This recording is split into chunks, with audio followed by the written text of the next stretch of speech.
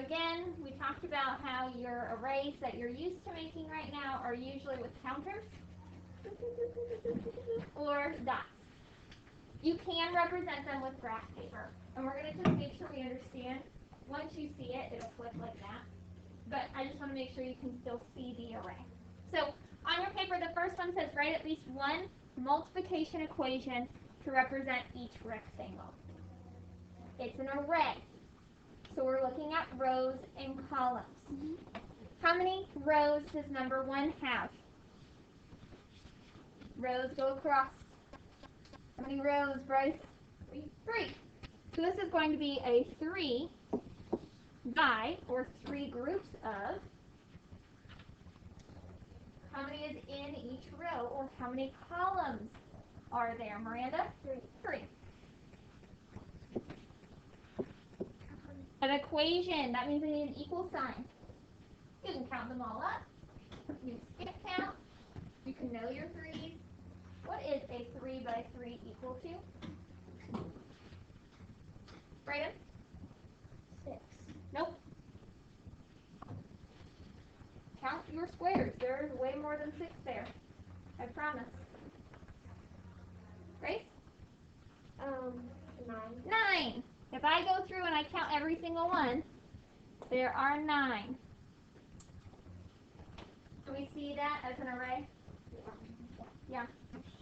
All right, let's do number 2 a little faster, and then I'll let you do 3 and 4 on your own. What is going to be the equation for number 2? I like that I'm seeing people count. Rows by columns. You can figure it out. Friendly? 5 times 4. All right, we have a 5 going 1, 2, 3, 4, 5. Yep, so 5 by 1, 2, 3, 4. 4. Awesome. We need the rest of that equation though. Friendly's totally right. It is a 5 by 4. 5 times 4 equals what? You can count all the squares up. You can skip count by 5, because that's an easy way. Ethan? 20. Alright, I want you to do, oh, why did that not work so well? I want you to do number 3 and number 4 on your own, and then stop before we do the rest of them. Alright, I see a lot of you finished. What equation, including the product, goes with number 3? What equation, including the product, goes with number 3? Miranda? 2 times 2 equals 2 times what? Not a 2 by 2. It's not going to be a 2 by 2. Right? 4 times 2 equals 8. Miranda, see my 4 here? You got the 2 columns. You got the product correctly. So we have a 4 by 2. All right, what about problem number 4? I want the entire equation. Let me see what you come up with. 3 times 10. Keep going. 30. 3 times 10 equals 30. If you don't have that, change it on your paper. So far, so good. Right? Yes? Maybe? Okay. Awesome. We just looked at arrays on graph paper. So on one half of your paper, we're going to be doing the array version of break apart. And on the other half of your paper, we're going to be doing the math language version. That way we can see the picture and the math and see how they fit together. So go ahead and label each half of your paper. Once you partition it in half, make one side the array version and the other side the math language version. Alright, the array that we are going to be making to do this is going to be a 6 by 4. So in the math language version, I know that's just going to be 6 groups of or times 4 equals box. We talked about box last week. It's just a number saver, spot saver. A number is going to go there eventually. We just don't know what number that is. The array version, we're going to draw just like we did on that graph paper. We're going to start with a pretty large box.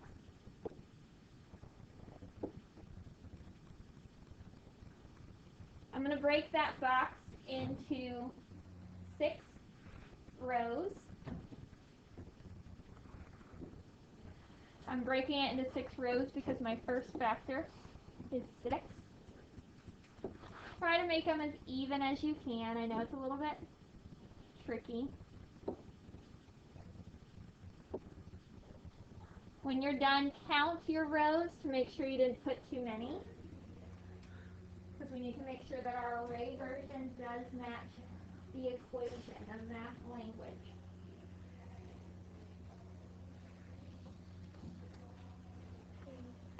Then I need to partition the rest of my array. I need to do my columns. How many columns am I going to have on this array? It's not a trick question. Scarlett? 4. Because I know I need 6 groups of 4.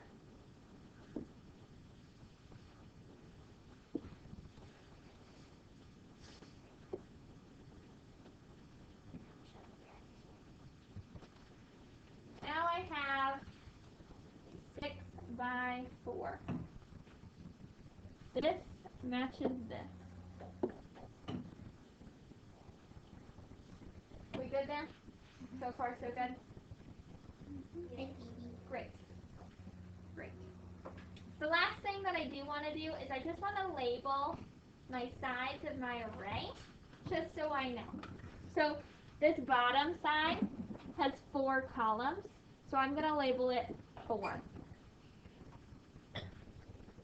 My left side, you can really do the right side, doesn't really matter, it's both the same number, has 1, 2, 3, 4, 5, 6. So it's going to be 6. A 6 by 4. Easy peasy? Easy peasy. Alright, we're good. Next, underneath where we've written our equation, we're going to write it again. 6 times 4 equals box. And now we need to do the break apart version.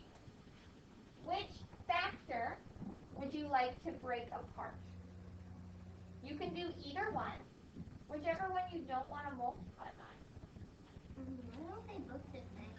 Because I just asked you to write it again.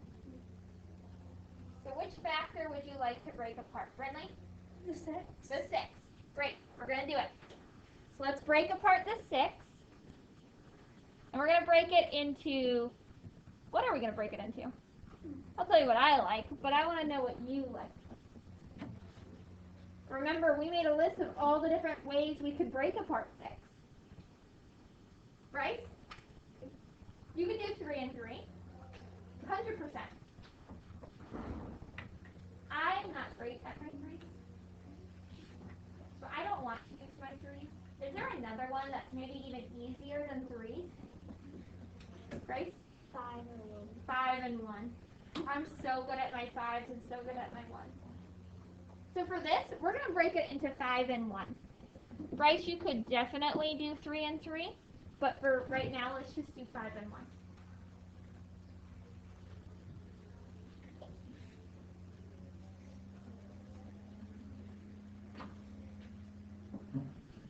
Alright, so we've broken apart my 6.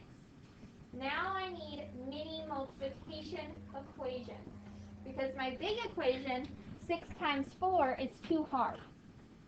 So I want you to get out 2 colored things, colored pencils, crayons, 2 different colors of our mini equation. Underline the 5, because that's going to be our first part.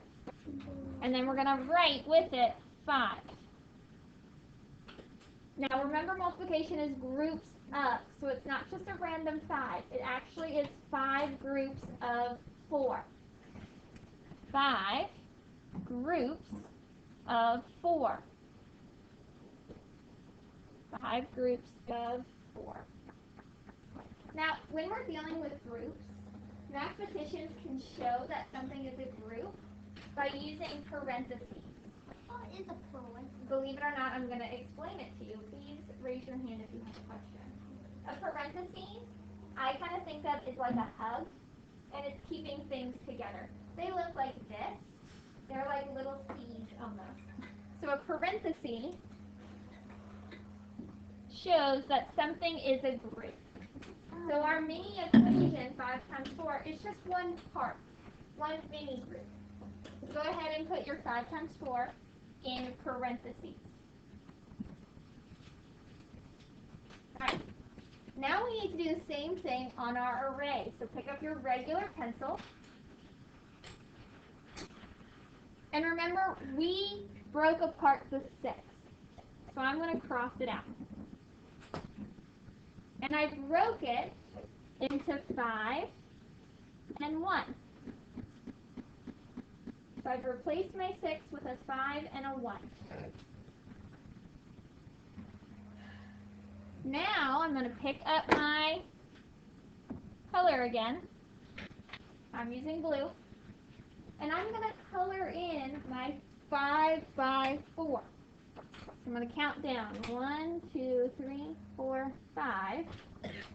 So all of this is going to be my first part.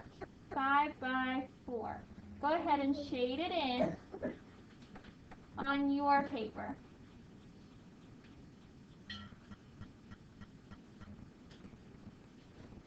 My array is broken into a 5 and a 1. We just colored in the 5 groups of 4. And then that matches our equation on the math language side.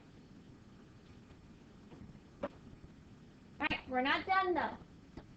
We've only done one mini section. We only did 5 out of the 6.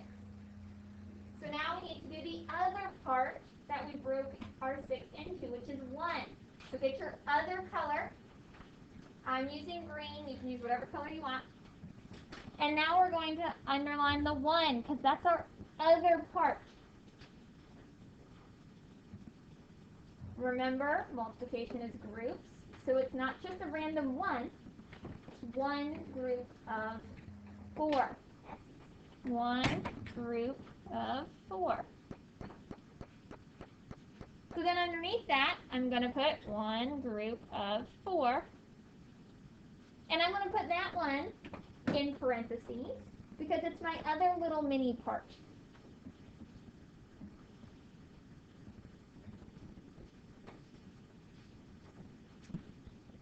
Now when I head back to my array, should be pretty easy because it's the rest of the array. It's a one group of 4. Do you see that? Mm-hmm. So color that part in with your color of choice. Again, mine's green. Mine is green. We're almost done. So I made these 2 mini parts. How do I get back to a whole? If I have a part and a part, what do I need to do to make it whole again? What math operation do I need to do? Scarlett? You find the answer to the mini equations and add those together. I need to add them together. I need to smush them back as one. So I'm going to put a little plus sign in between my 2 mini equations. And then Scarlett's 100%. Now I need to go ahead and solve them. And then smush them together again. So let's start with 5 times 4. What is 5 times 4? You can skip count. You can count all the little arrays boxes. Right? 20. And if you counted in here, you found out that it was 20. Because my picture is matching my equation. Awesome. Awesome. Now let's do the other mini equation. 1 times 4. What's my product for 1 times 4? Grace? 4. 4. So I have the totals of my mini equation. I need to add them together. What is 20 plus 4? Super hard. Friendly? 24. 24. And guess what? If I counted all my spaces in my array, the whole thing would equal 24.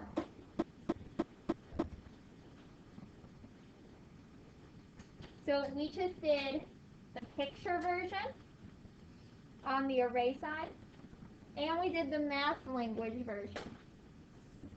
Are there any questions about what we did or a part that you're... So you're going to get this worksheet in just a second, Grace. And it says to use the distributive property of multiplication. What in the world is that? You already know. It's break apart. So remember, Easton, when we learned that we could rearrange the factors and our product would be the same, and the fancy math term for that was commutative property? There's a fancy math word for break apart. It's distributive property.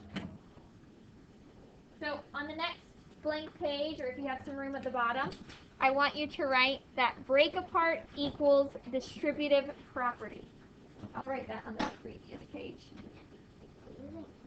So when I say break apart,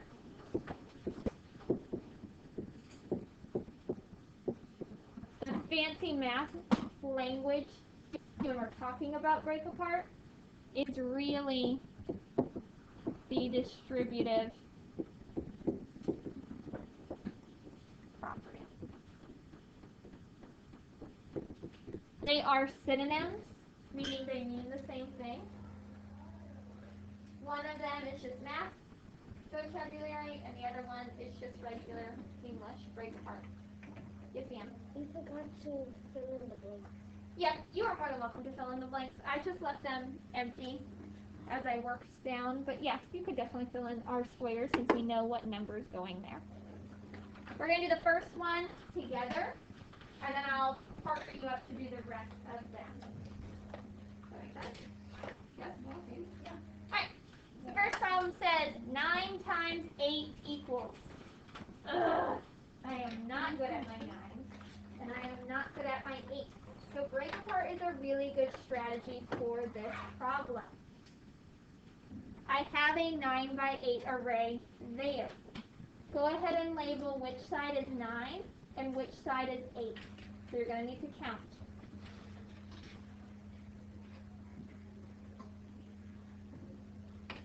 So you should find that there are 8 rows and then 9 columns.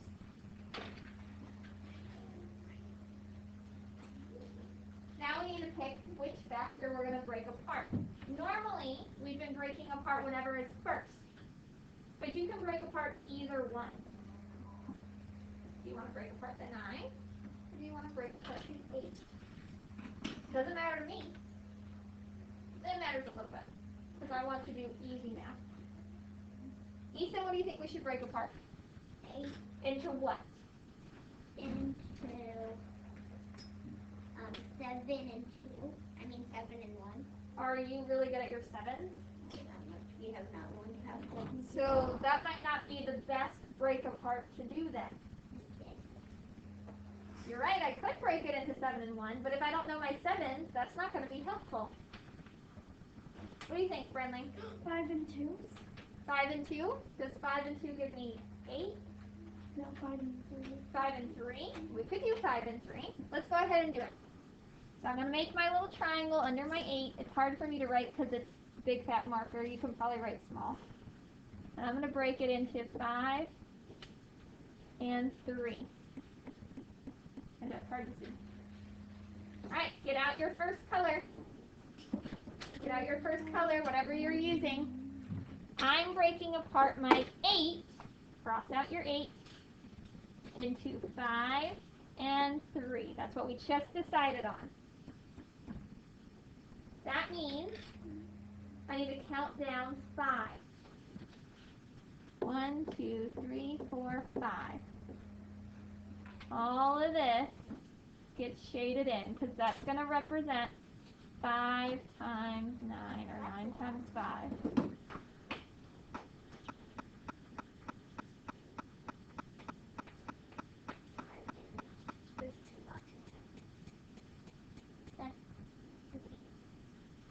Go ahead and shade that in.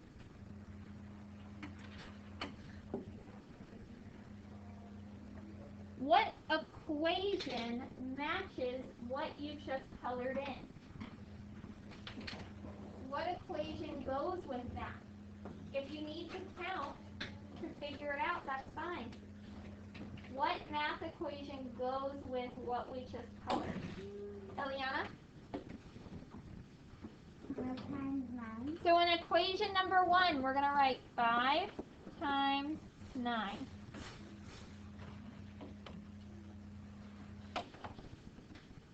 You want to do it in pencil or pen? So now we need to do the other half of our array. We broke apart our 8 into 5 and 3, so get out your other color. Get out your other color, and we're going to color in the other half of our equation.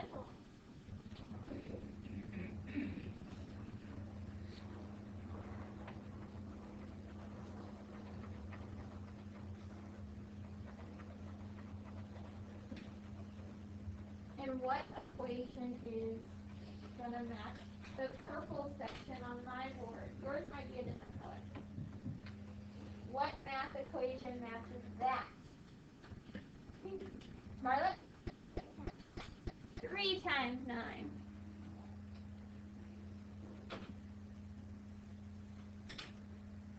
Alright, now we need to go back and actually solve our mini equation. 5 times 9 will be really easy because we can skip count. What is the product of 5 times 9? I love that I see skip counting happening.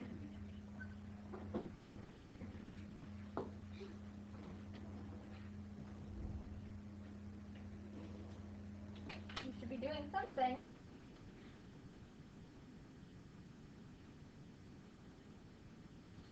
Lucy? 45. 45. And then I need to figure out 3 times 9. If you want to count all your squares, fine. If you want to skip count, that's fine. I know 2 times 9 is 18, plus one more group of 9.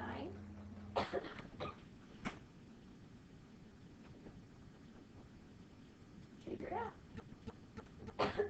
Figure it out. Friendly? 27? 27. Alright, this bottom one, last one, says how you solved 9 times 8. This is where our addition is going to come in. This is where we're going to put it back in our whole. We separated it out. We made our 2 parts. Now we're coming back to our whole. So what addition equation is going down there? What am I adding back together?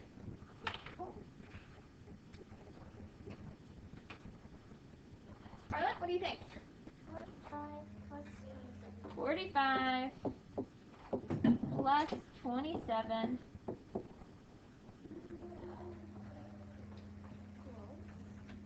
Alright, figure it out. Brayden, I would love your body to show me that you're actually doing some math, please.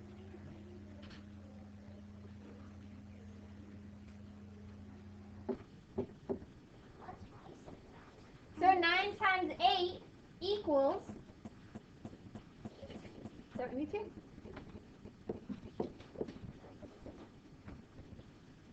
Are there any questions about this?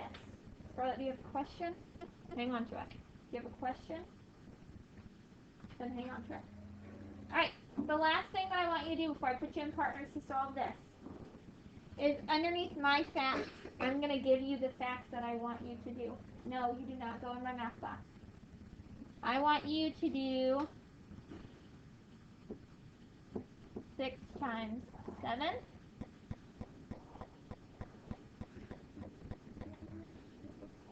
And I want you to do, let me think of a really tricky one. No, we're not doing addition. That's way too much. 9 times 9. On the last 2 ones, they do not give you the array. You're going to have to draw it. Do this one first, then move down to drawing. Does that make sense? Yes.